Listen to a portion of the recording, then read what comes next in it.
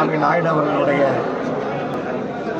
நினைவிடத்திலே நினைவஞ்சலி செலுத்தும் பொழுது எல்லோரும் உறுதிமொழி எடுத்துக் கொண்டிருக்கின்றோம். விவசாயிகளை காப்பாற்றுவதுதான்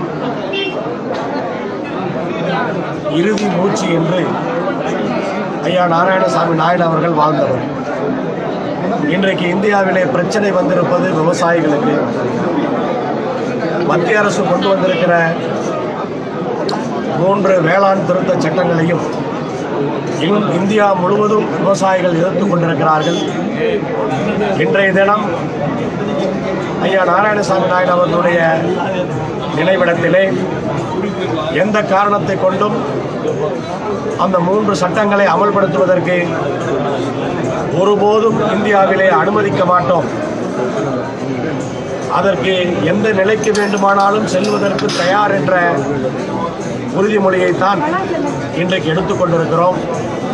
மத்தியிலே ஆளுகின்ற ஆட்சி சர்வாதிகாரமாக நாடாளுமன்றத்திலே மெஜாரிட்டி இருக்கிறது என்பதற்காக எதை வேண்டுமானாலும் செய்யலாம் என்று நினைத்துக் கொண்டிருக்கிறார்கள்.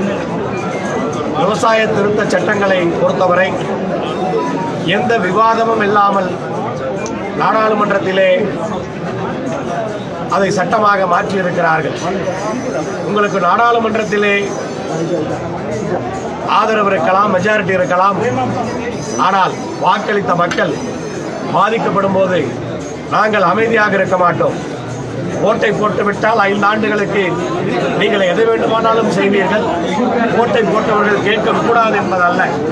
ஆனால் இந்த விவசாய திருத்த சட்டங்களை எதிர்ப்பதன் மூலமாக, அதை செயல்படுத்துவதை தடுப்பதன் மூலமாக விவசாயிகளுக்கு நலன் அமைவது மட்டுமல்ல, மத்திய அரசினுடைய அராஜக போக்கை, சர்வாதிகார போக்கை கேள்வி கேட்கின்ற வகையிலே எங்களுடைய செயல்பாடுகள் இருக்கும்.